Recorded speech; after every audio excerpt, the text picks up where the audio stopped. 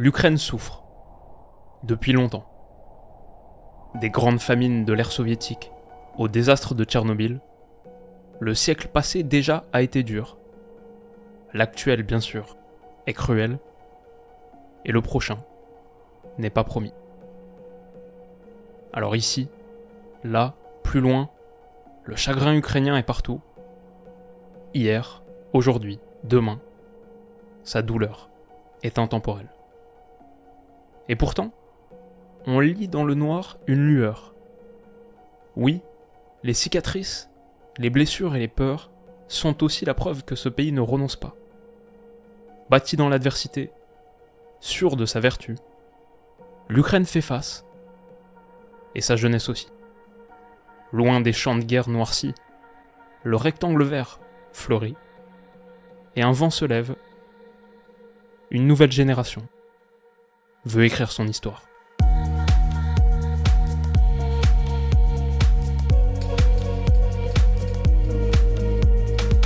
Les amis, bienvenue, j'espère que vous allez tous très bien, très content de vous retrouver pour cette nouvelle vidéo, et déjà le deuxième épisode de retour. On enchaîne, aujourd'hui on parle de l'Ukraine. Alors niveau histoire footballistique pour l'Ukraine, disons qu'elle est forcément relativement récente, l'origine c'est le début des années 90 avec la dissolution de l'URSS, mais depuis une décennie en Europe, l'Ukraine commence vraiment à compter. C'est leur 4e qualification consécutive pour un euro. La meilleure perf c'était bien sûr au dernier, en 2020-2021, où ils vont en quart de finale, ils éliminent la Suède en 8e grâce à un but au bout du bout d'Artem Dovbyk. Bon derrière en quart c'est un petit peu la gifle contre l'Angleterre, ils n'ont pas pu faire grand chose face aux futurs finalistes de l'édition. Mais ouais, l'Ukraine c'est une belle nation footballistique qui a donné au monde quelques joyaux, sa légende moderne bien sûr, Andrei Shevchenko, Ballon d'Or 2004, quelques autres Ballons d'Or aussi de l'époque soviétique, Blokin en 75, Belanov en 86, et on doit dire un mot bien sûr, d'un des plus grands penseurs de l'histoire du football, Valeri Lobanovsky. Ouais, l'Ukraine c'est un vrai grand pays de foot, auquel personne n'a fait de cadeau, sur la route pour l'Euro, aucun cadeau fait dans le groupe de l'Angleterre et l'Italie, il fallait finir aux 2 premières places, l'Ukraine est 3e à 14 points, exactement pareil que les Italiens, ils ont donc dû passer par les playoffs. Que des scénarios de fou. En demi-finale, ils sont en train de perdre 1-0 contre la Bosnie, mais des buts de Yaremchuk 85e et Artem Dovbyk 88e permettent à l'Ukraine d'arracher la finale contre l'Islande, où ils sont aussi menés 1-0 à la mi-temps, mais ils répliquent en seconde. Tsigankov d'abord et Mudryk à 5 minutes du terme renversent la vapeur, propulsent l'Ukraine en Allemagne. Ils seront de la partie cet été.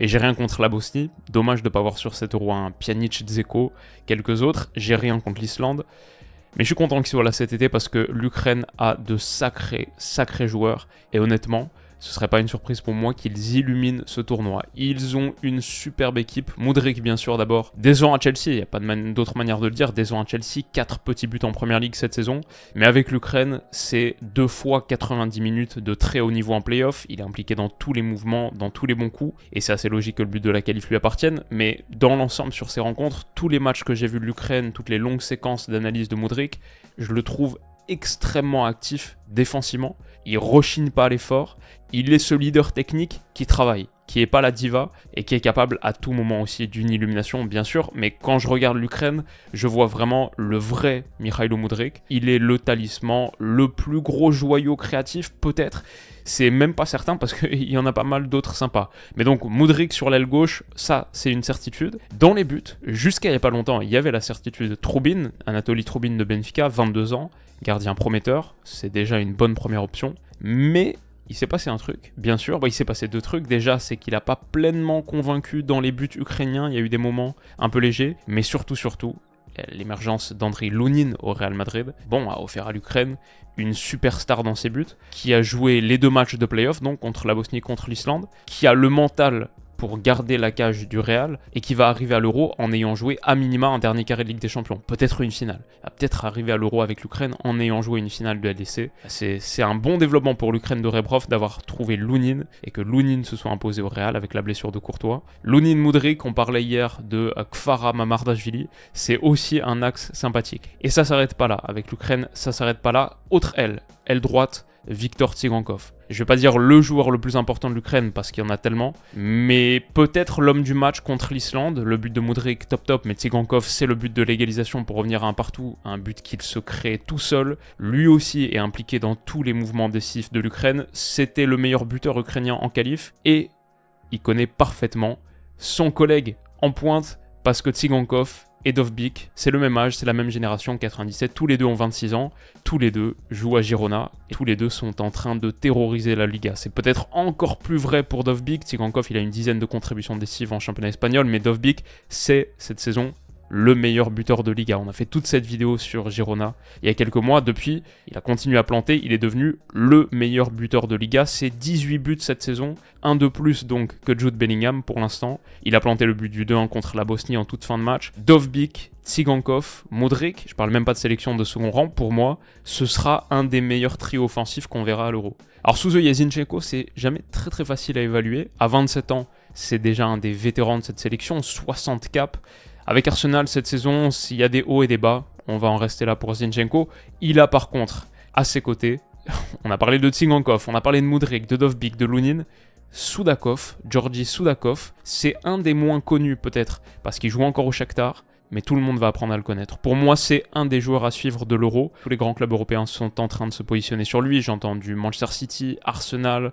Il y a déjà eu apparemment des offres refusées de la Juve, de Naples. Et ouais, pour une bonne et simple raison, c'est un extraordinaire milieu offensif. Super créatif, très vif, très grosse qualité technique. À 21 ans, le plus grand espoir du foot ukrainien, peut-être, et pourtant il y a des gains intéressants, mais sa qualité de passe, longue comme courte, il a les deux pieds aussi, parfaitement ambidextre, pied droit, pied gauche. C'est actuellement le joueur le plus valuable du championnat ukrainien avec le Shakhtar, il est coté à 25 millions, ça va exploser. Et du haut de ses 21 ans, il a été le joueur le plus utilisé par Rebrov en qualif. Il a joué les 10 matchs et les 10 en tant que titulaire, il n'y a aucun autre joueur de l'Ukraine dans ce cas de figure. Donc voilà, je peux le dire déjà, dans la vidéo 10 joueurs ou 20 joueurs à suivre à l'Euro, qui sortira, je pense, une semaine, 10 jours avant, il y aura Soudakov, c'est sûr, et honnêtement, je pense qu'il y aura Ilya Zabarny.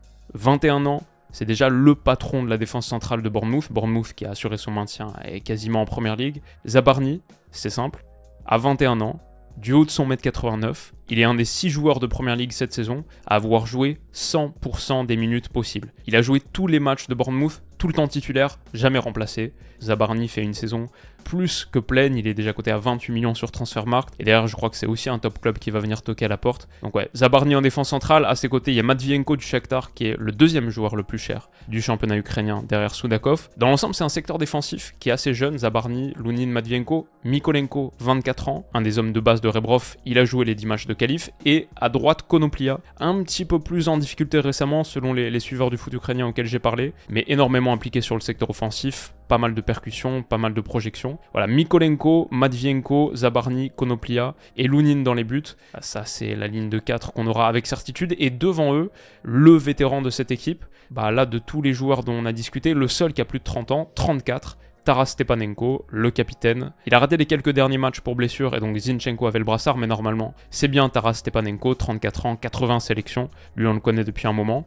Et voilà, ça c'est le 4-3-3 ukrainien, mais il y a aussi de bonnes options en sortie de banc. Quand je pense par exemple à Roman Yaremchuk, un joueur sur le papier que j'aime beaucoup, qu'on connaît avec l'Ukraine depuis un moment, il a que 28 ans finalement, et il a planté en qualif. Donc c'est une bonne petite option si tu veux passer à 2 attaquants, mais aussi simplement pour remplacer Dovbyk. Et il y a aussi Ruslan Malinovski, 3 titularisations seulement pour lui sur les 10 matchs de qualif de l'Ukraine, mais 7 matchs joués, que ce soit sur l'aile droite pour rentrer avec sa patte gauche, un petit peu plus bas aussi, on sait qu'il peut être ce milieu offensif qui se projette et qui a toujours bien sûr ce sniper dans les pattes. Malinovski, il devrait être là à l'Euro et c'est sans doute un des entrants qui sera le plus utilisé. Et en l'absence de blessures significatives sur les prochaines semaines, ça devrait être ce 4-3-3 donc qu'on retrouve à l'Euro. Ce secteur défensif, Stepanenko, Soudakov, Zinchenko, le milieu de terrain, Mudryk, Tsigankov, Dovbyk pour le trio offensif. Ouais, franchement les gars, c'est assez simple, l'Ukraine a une très belle équipe. Peut-être la plus belle génération depuis l'indépendance. En tout cas sur Transfermarkt, ils ont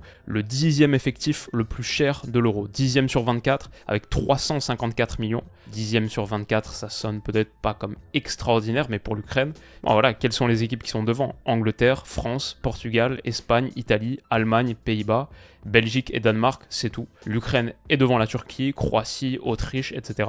C'est une très très belle sélection. Et quand on regarde d'ailleurs, Zinchenko 42, Mudryk 35, Dovbyk 30, 3 joueurs à 28, Tsigankov, Mykolenko, Zabarny, Troubin 25, Soudakov 25, même Lunin n'est qu'à 16 pour l'instant. Avec la prochaine actualisation, je pense que ça va grimper. Forcément, Matvienko à 20, il y a 9 joueurs dans cet effectif qui sont cotés à 20 millions ou plus. Et ouais, sur le papier, ça fait juste un très très beau 4-3-3.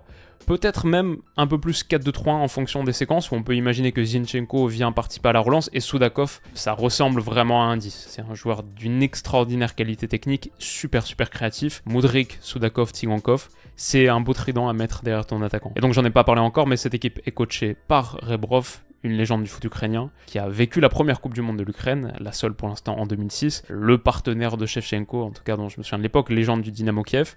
Pour l'instant, je sais même pas si on peut dire qu'il a tiré le meilleur de cette équipe. Collectivement, l'Ukraine, c'est pas toujours forcément supérieur à la somme des parties. On est peut-être sévère aussi parce qu'il y a tellement de qualité, tellement de potentiel. Mais ouais, l'Ukraine est en train de faire ce qu'ils sont en train de faire sans avoir encore parfaitement trouvé la recette. Mon avis donc, la conclusion. Qu'est-ce qu'ils peuvent faire à 7 €? On va déjà jeter un coup d'œil au groupe.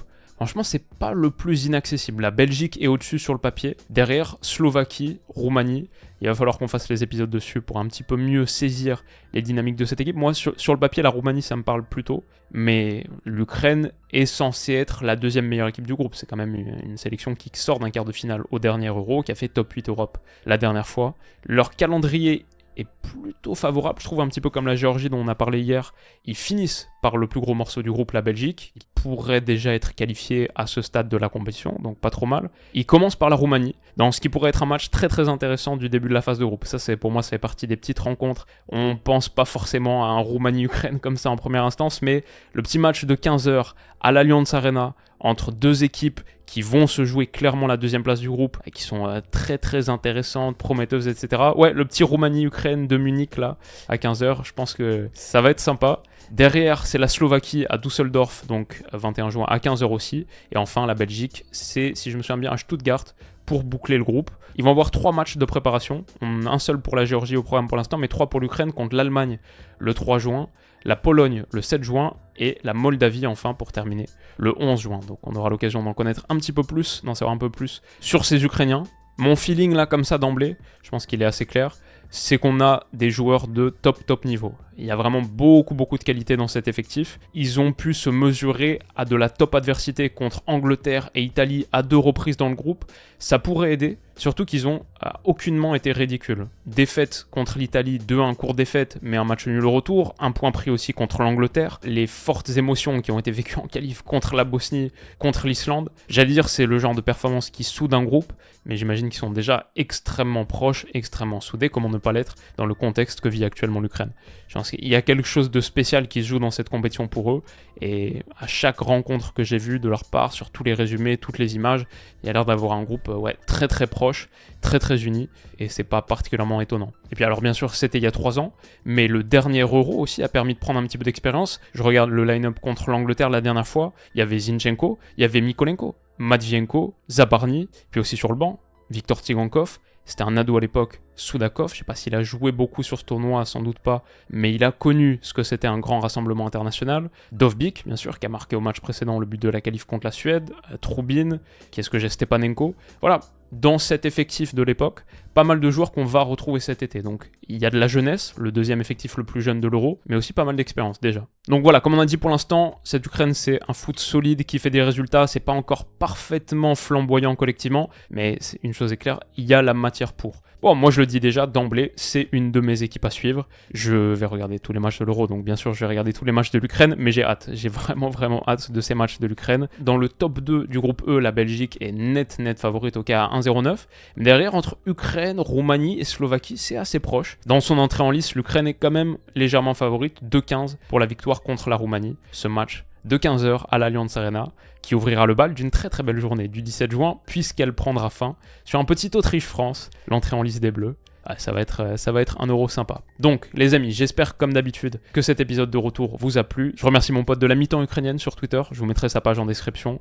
On a pas mal discuté, il m'a bien aidé pour faire cet épisode. Et ouais, je vous souhaite de passer une excellente journée. Merci pour votre soutien sur le dernier épisode d'hier sur la Géorgie. Ça m'a fait grave plaisir. N'hésitez pas à me le dire encore une fois en commentaire. Toujours aussi kiffant de vous lire. Et abonnez-vous pour pas rater les 22 autres épisodes de retour. Prenez soin de vous les potes et à bientôt. Bisous.